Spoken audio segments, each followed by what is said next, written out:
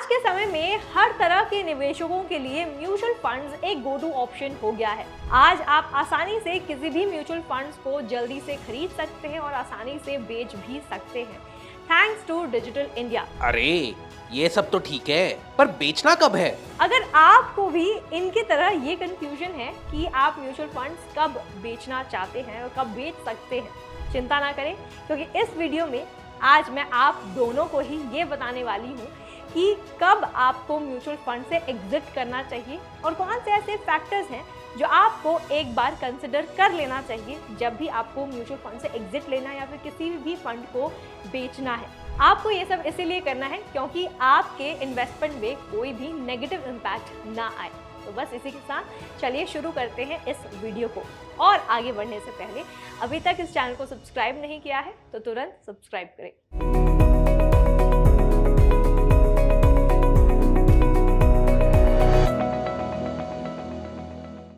सबसे पहले आप ये समझ लेते हैं कि आज के समय में लोग इन्वेस्ट क्यों करते हैं और खास करके म्यूचुअल फंड्स एक गो टू ऑप्शन क्यों बन गया है। तो सबसे पहला पॉइंट,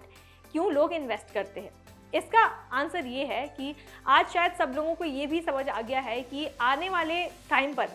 अगर हमें इन्फ्लेशन को बीट करना है तो आज के टाइम पे हमें सेविंग्स के अलावा इन्वेस्टिंग भी करना ज़रूरी है, तभी हम इन्फ्लेशन को बीट कर पाएंगे।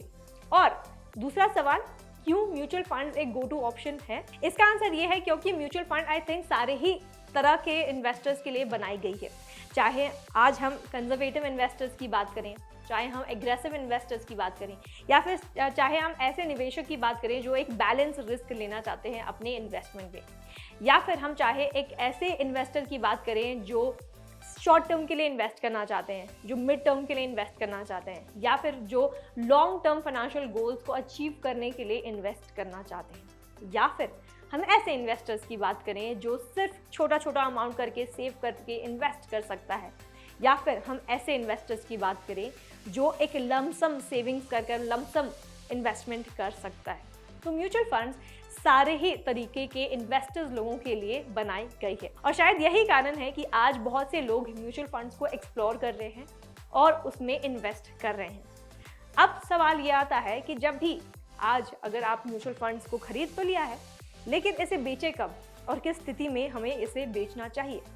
तो चलिए अब एक एक करके पॉइंट्स देख लेते हैं कि कौन से फैक्टर्स को आपको कंसिडर करना चाहिए। इसमें सबसे बड़ा पॉइंट ये आ जाता है कि आपको म्यूचुअल फंड यूनिट को तभी रिडीम करना चाहिए, तभी बेचना चाहिए जब आपको ये लगता है कि आप अपने फाइनेंशियल गोल्स को अचीव करने लगे हैं। तो आज अगर आपने कहीं भी इन्वेस्ट किया है, इन्वेस्टमेंट थंब रूल ये कहता है कि आपको ये पता होना चाहिए कि आपका फाइनेंशियल गोल क्या है। अगर आज आप म्यूचुअल फंड में भी इन्वेस्ट कर रहे हैं और अगर आपको लगता है कि वो जो फाइनेंशियल गोल जिसके लिए आपने सेविंग्स किया है, जिसके लिए आप इन्वेस्ट करते आए हैं इतने समय तक, वो नज़दीक आ रहा है, वो आप अचीव करने ही वाले हैं, तब बहुत से एक्सपर्ट्स लोगों का मानना है कि तब आप अपने म्यूचुअल फंड यूनिट्स को रिडीम कर सकते हैं। उसे बेचकर जो पैसे आपने इतने टाइम तक सेव किया है, इन्वेस्ट कर डबल किया है, उसे आप रिडीम करके उसे आप निकाल सकते हैं। तो फर्स्ट सिचुएशन ये है कि जब आप अपने फाइनेंशियल गोल को अचीव करना चाहते हैं तब उसे आप बेच सकते हैं। साथ ही मैं आपको ये बता दूं, जो फाइनेंशियल एक्सपर्ट्स हैं उनका कहना ये है कि अगर आप आज इक्विटी म्यूचुअल फंड में इन्वेस्ट करते हैं और अगर जैसे जैसे आपका फाइनेंशियल गोल नज़दीक आते जाता है तब उसके लिए आप धीरे धीरे कर डेट फंड्स में स्विच कर लीजिए, क्योंकि डेट फंड एक लिक्विड फंड है और साथ ही एक शॉर्ट टर्म फाइनेंशियल गोल्स को अचीव करने में मदद करता है। तो अगर आपका लेट्स से फाइनेंशियल गोल है 3 साल का, 5 साल का, तब डेट फंड में इन्वेस्ट करना एक बेहतर ऑप्शन है। तो अगर आपको लगता है कि आपका फाइनेंशियल गोल एकदम नज़दीक आ रहा है तब आप अपने म्यूचुअल फंड यूनिट्स को रिडीम कर सकते हैं। अब इसी के साथ अगला पॉइंट ये है कि अगर आपको अपने गोल को, फाइनेंशियल गोल को चेंज करना है तब भी आप अपने म्यूचुअल फंड को रिडीम कर सकते हैं। अब इसका क्या मतलब हुआ, लेट्स अंडरस्टैंड दिस। अगर आज आप इस इंटेंशन से इन्वेस्ट करते हैं कि मे बी 3 साल बाद या फिर 5 साल बाद मुझे ये अमाउंट XYZ अमाउंट कलेक्ट करना है, सेव करके इन्वेस्ट करके डबल करना है, इतना अमाउंट अप्रॉक्सीमेटली मुझे चाहिए 3 साल बाद या फिर 5 साल बाद, कोई भी ऐसा शॉर्ट टर्म फाइनेंशियल गोल है आपका और उस इंटेंशन से आप इन्वेस्ट करते हैं, तब अगर आगे चलकर 3 साल बाद ये होता है कि आपके पास एक एक्स्ट्रा अमाउंट आ गया है कहीं ना कहीं से और ये जो इन्वेस्टमेंट आपने कर रखी है म्यूचुअल फंड में, जो इन्वेस्टमेंट आपने कर रखी है वो सेफ है, उसकी अभी आपको ज़रूरत नहीं है। तो इन दैट केस अगर आपको अपने गोल को चेंज करना है तब भी आप अपने म्यूचुअल फंड को रिडीम कर सकते हैं। इसका मतलब ये है, लेट्स से कि अगर आपने डेट फंड्स में आज इन्वेस्ट किया है जो शॉर्ट टर्म फाइनेंशियल गोल्स को अचीव करने में आपकी मदद करता है, और आपने डेट फंड्स में इन्वेस्ट किया हुआ है, लेकिन 3 साल बाद या 5 साल बाद आपको ये लगता है कि नहीं, मुझे अब लॉन्ग टर्म फाइनेंशियल गोल्स के लिए सेव करना है, इसी अमाउंट को कंटिन्यू करना है, इसे और बड़ा करना है और बढ़ाना है। इन दैट केस आपको डेट फंड से अपने पैसे निकालकर इक्विटी म्यूचुअल फंड में लगा देने चाहिए,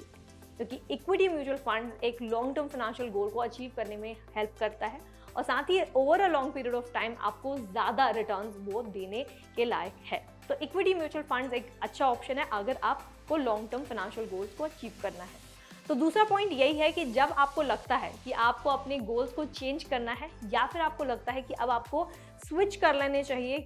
किसी और फंड में, तब आप अपने उस म्यूचुअल फंड यूनिट को रिडीम करके दूसरे म्यूचुअल फंड में इन्वेस्ट आप कर सकते हैं। तीसरा पॉइंट ये है कि आपको परफॉर्मेंस देखकर भी अपने म्यूचुअल फंड यूनिट्स को रिडीम कर लेना चाहिए। अब इसका मतलब ये है कि जब भी आप किसी म्यूचुअल फंड यूनिट्स में इन्वेस्ट करते हैं तो एक्सपर्ट्स का मानना और कहना यही है कि you should never try to time the market. यानी कि आज अगर आप म्यूचुअल फंड में इन्वेस्ट करते हैं, यानी कि आपका पैसा कहीं ना कहीं शेयर बाजार में लग ही रहा है और उसके परफॉर्मेंस के हिसाब से आपको जो रिटर्न्स हैं ऊपर नीचे चले जाते हैं, उस हिसाब से आपको रिटर्न्स ये मिलते हैं। तो इसीलिए एक्सपर्ट्स का मानना ये है कि आपको कभी मार्केट को जज करना नहीं चाहिए और ये देखना चाहिए कि आपका म्यूचुअल फंड कैसा परफॉर्म कर रहा है। आज आपको ये देखना चाहिए कि जिस भी म्यूचुअल फंड में आपने इन्वेस्ट किया है क्या वो सही परफॉर्म कर रहा है या नहीं।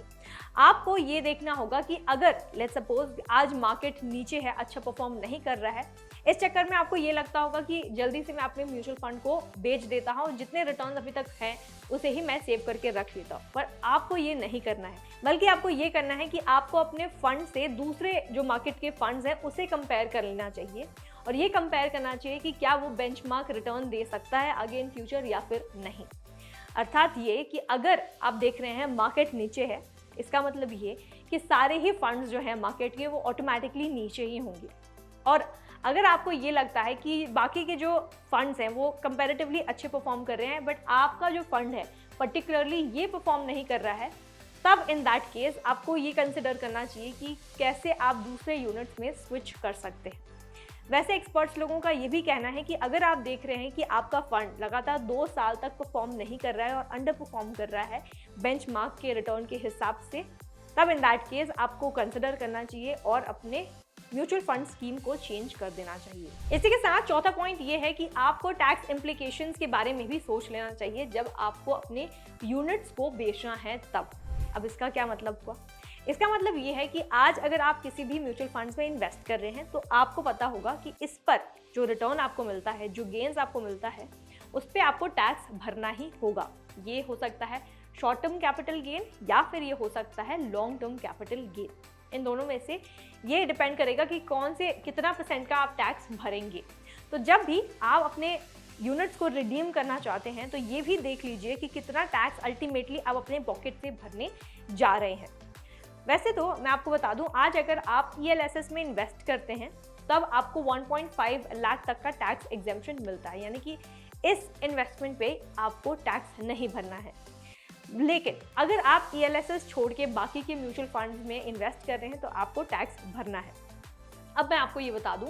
जैसे कि हमने बात किया लॉन्ग टर्म कैपिटल गेन और शॉर्ट टर्म कैपिटल गेन के बारे में, तो अगर आज आप इक्विटी में इन्वेस्ट करते हैं, इक्विटी रिलेटेड सिक्योरिटीज़ में इन्वेस्ट करते हैं, तब आपको लॉन्ग टर्म कैपिटल गेन भरना पड़ सकता है 10% का। साथ ही ये 10% का टैक्स आप तभी भरेंगे जब आपका long term capital gain 1 lakh से ज़्यादा हो जाता है तो। और आप शॉर्ट टर्म कैपिटल गेन भरते हैं 15% का। अभी शॉर्ट टर्म कैपिटल गेन होता है अगर आप किसी भी फंड को, ये इक्विटी फंड को 1 साल से पहले रिडीम करते हैं तब उसे हम कहेंगे शॉर्ट टर्म कैपिटल गेन। 1 साल के बाद अगर उस फंड को आप बेचकर गेन्स पाते हैं तो उसे हम कहते हैं लॉन्ग टर्म कैपिटल गेन। तो लॉन्ग टर्म कैपिटल गेन के लिए 10% का tax, short term capital gain के लिए 15% का टैक्स। साथ ही अगर किसी और फंड में, नॉन इक्विटी फंड में अगर आप इन्वेस्ट करते हैं तब 3 साल का लॉन्ग टर्म कैपिटल गेन होता है जिस पर आपको 20% का टैक्स भरना पड़ेगा। तो इसीलिए बेहतर यही है कि आप अपने टैक्स इम्प्लीकेशंस के बारे में भी जान लें और ये परख लें कि कितना आपको टैक्स भरना पड़ेगा जब भी आप अपने फंड को बेचने जा रहे हैं तब। और आखिरी सबसे इंपॉर्टेंट पॉइंट है आपका एग्जिट लोड। जी हाँ, आज अगर आप म्यूचुअल फंड्स में इन्वेस्ट करते हैं और अगर आपको किसी भी यूनिट को बेचना है और अपने पैसे को लेना है वापस, तब आपको ये भी कंसिडर करना होगा कि कितना एग्जिट लोड आप भरने वाले हैं। अब मैं आपको बता दूं, ये जो एग्जिट लोड है वो आपके NAV का यानी कि नेट एसेट वैल्यू का ही 1% आपको भरना पड़ेगा। और अगर आज आप अपने म्यूचुअल फंड के कंप्लीशन यानी कि मान लेते हैं अगर आप कोई फंड में इन्वेस्ट करते हैं जिसका टाइम पीरियड है लेट्स से 3 साल का, यानी कि मैच्योरिटी पीरियड आपका 3 साल का है, इससे पहले अगर आप अपने फंड को बेचते हैं, इन दैट केस आपको एग्जिट लोड भी भरना पड़ेगा। और साथ ही अगर ये इक्विटी फंड है तो आपका एग्जिट लोड काफ़ी ज़्यादा होगा। तो इसीलिए ज़रूरी है कि जब भी आप एग्जिट करते हैं आप ये देख लीजिए कि कितना % का एग्जिट लोड आपको भरना पड़ेगा। तो ये थे कुछ 5 ऐसे फैक्टर्स जिन्हें आपको चेक करना चाहिए before redeeming your mutual funds. I hope ये वीडियो आपको अच्छी लगी है और थोड़ी वैल्यूबल लगी है और साथ ही इन्फॉर्मेटिव भी रही होगी। अगर आपको म्यूचुअल फंड्स के बारे में A to Z डिटेल्स जानना है, अगर आपको ये जानना है कि शेयर बाजार कैसे काम करता है और कैसे आप इसमें इन्वेस्ट कर अपना पैसा बढ़ा सकते हैं, या फिर अगर आपको जानना है कि कौन से ऐसे इन्वेस्टमेंट ऑप्शंस हैं, इंस्ट्रूमेंट्स हैं जिसमें आप इन्वेस्ट कर सकते हैं और अपने पैसे को बढ़ा सकते हैं, तो आप डाउनलोड कर सकते हैं फ्रीडम ऐप प्ले स्टोर या ऐप स्टोर से। फ्रीडम ऐप पे आप ना केवल पर्सनल फिनांस के बारे में जानकारी प्राप्त करते हैं बल्कि फार्मिंग और बिजनेस के बारे में भी ढेर सारी जानकारी आपको मिलती है। तो जल्द ही डाउनलोड करें ये ऐप। साथ ही अगर ये वीडियो आपको अच्छी लगी है तो आपको पता ही आपको क्या करना है, इसे लाइक करना है, शेयर करना है, कमेंट करके हमें बताना है कि कैसी लगी और साथ ही इस चैनल को भी सब्सक्राइब कर देना है। तो thank you for watching freedom.